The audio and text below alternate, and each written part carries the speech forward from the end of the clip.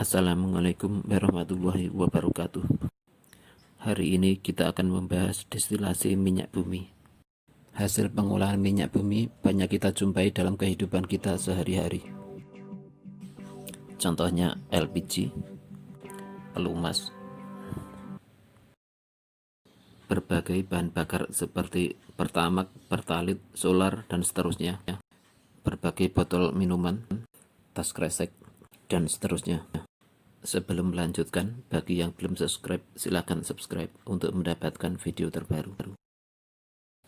Crude oil atau minyak mentah dari minyak bumi mengandung hidrokarbon dari rantai pendek, menengah, sampai rantai panjang. Semua harus dipisahkan berdasarkan titik didihnya di kolom destilasi.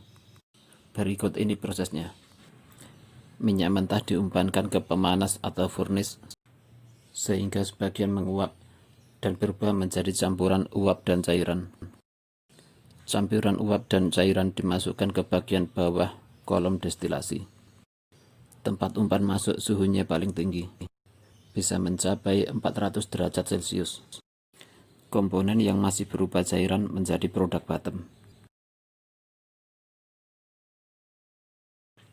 Komponen yang berupa uap naik ke atas melalui serangkaian tahap destilasi. Pada saat naik ke atas, suhu uap turun dan terkondensasi menjadi cairan.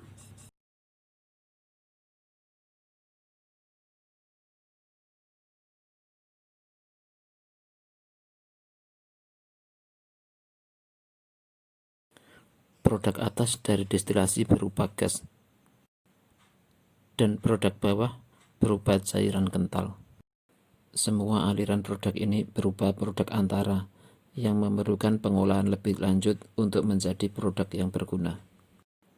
Produk atas berupa fraksi ringan yang selanjutnya dipisahkan menjadi propan, normal butan, dan isobutan. Aliran ini sering merujuk pada liquefied petroleum gas atau LPG dan dijual sebagai bahan bakar untuk pemanas dan memasak. Nafta dapat dicampur menjadi bensin sebagai bahan bakar motor, tetapi lebih sering dikirim ke reformer berkatalis untuk meningkatkan nilai oktan. Kerosin umumnya diolah dan digunakan sebagai bahan bakar jet. Fraksi yang lebih berat sering diolah dan dicampur sebagai bahan bakar diesel dan pemanas rumah tangga, dan diolah dalam fluidis catalytic cracking dan hydrocracking.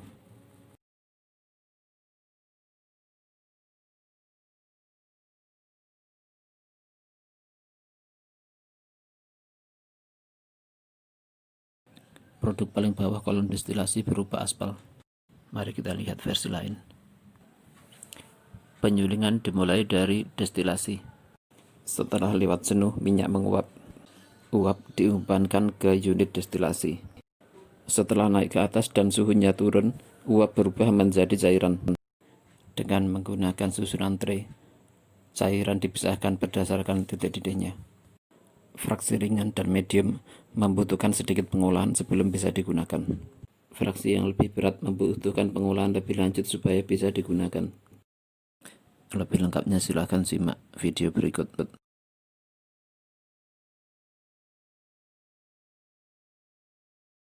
Crude oil adalah minyak yang belum diproses, yaitu minyak yang diambil secara langsung, baik dari dalam tanah maupun dari dasar lautan. Merupakan sumber penghasilan yang sangat berharga. Minyak bumi menyediakan sejumlah besar senyawa organik yang berfungsi untuk bahan bakar, pembuatan senyawa kimia lainnya, bahkan plastik. Bagaimanapun minyak mentah harus dipisahkan dengan destilasi fraksinasi supaya bisa digunakan. Bagaimanapun minyak mentah berupa minyak yang kental berwarna gelap, dan fraksi hidrokarbon harus dipisahkan dengan destilasi fraksinasi supaya bisa digunakan. Sebelum kita mengerti bagaimana destilasi fraksinasi berlangsung, kita harus mengerti dengan jelas bahwa minyak mentah terdiri dari hidrokarbon yang berbeda panjang rantainya. Itu berarti terdapat perbedaan jumlah atom karbon yang menyusun molekul. Semakin panjang molekul, gaya tarik antar molekulnya semakin tinggi. Semakin kecil molekul, gaya tarik antar molekulnya semakin lemah. membutuhkan sedikit energi untuk memisahkan dan merubahnya menjadi gas. Mempunyai titik didih yang lebih rendah. Semakin panjang molekul, mempunyai gaya tarik antar molekul semakin tinggi. Membutuhkan energi lebih banyak dan suhu lebih tinggi untuk menguapkan. Mempunyai titik didih yang lebih tinggi. Sekarang kita tahu korelasi antara panjang rantai molekul dan titik didihnya. Sekarang kita lihat bagaimana metode ini bekerja. Seperti yang dapat Anda lihat, minyak mentah dipanaskan sampai suhu tinggi di luar kolom fraksinasi. Minyak mentah yang sebagian besar berupa uap dipompa ke dalam kolom destilasi. Di kolom destilasi, dari bawah ke atas mengalami penurunan suhu. Di dasar kolom, molekul yang mempunyai rantai panjang dengan titik didih tinggi mulai mencair. Sisanya menguap dan terkondensasi menjadi cairan di tray atas.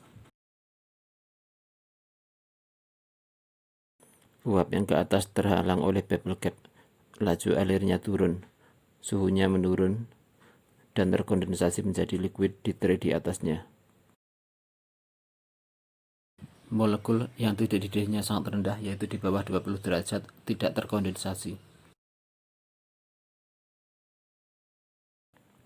Molekul yang kecil mempunyai titik didih yang rendah dan terkondensasi menjadi cairan di kolom bagian atas. Seperti yang Anda lihat, hidrokarbon yang mempunyai titik didih yang berdekatan terkumpul di tray yang sama. Itulah kenapa cairan ini dikatakan fraksi. Setiap fraksi mempunyai manfaat yang penting. Contohnya petrol atau gasolin sebagai bahan bakar mobil. Nafta untuk membuat bahan kimia. Kerosin untuk bahan bakar pesawat terbang. Diesel untuk bahan bakar mobil gerbong dan lori. Bitumen atau aspal untuk mengaspal jalan. Hingga di sini Anda mengerti bahwa minyak bumi merupakan campuran hidrokarbon yang penting, dan destilasi fraksinasi merupakan cara untuk memisahkan minyak mentah menjadi fraksi-fraksi yang sangat bermanfaat. Itu tadi contoh destilasi yang kompleks. Produknya tidak hanya top dan bottom, tetapi juga dari samping. Mari kita lihat di pabriknya. Minyak mentah diekstrak dari tanah, dibawa dengan kapal atau pipa menuju tempat penghilangan.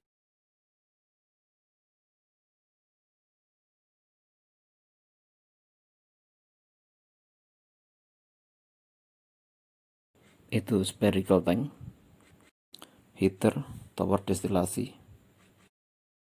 Minyak mentah dipanaskan dulu, lalu diumpankan ke kolom destilasi fraksinasi.